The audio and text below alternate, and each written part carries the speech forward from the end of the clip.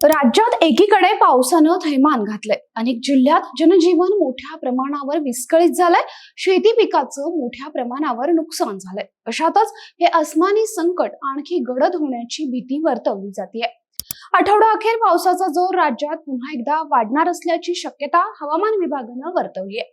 बंगालच्या उपसागरात पुन्हा कमी दाबाचं क्षेत्र निर्माण होणार असल्यानं मुसळधार पावसाचा अंदाज वर्तवण्यात आलाय। मराठवाड्यात देखील पुन्हा पावसाचा जोर वाढणार असल्याची माहिती आहे। या आठवड्याच्या अखेर कोकण विभागासाठी ऑरेंज अलर्ट जारी करण्यात आलाय। सोबतच विजांच्या कडकडाटासह मराठवाडा आणि विदर्भात जोरदार पावसाची शक्यता वर्तवण्यात आली आहे।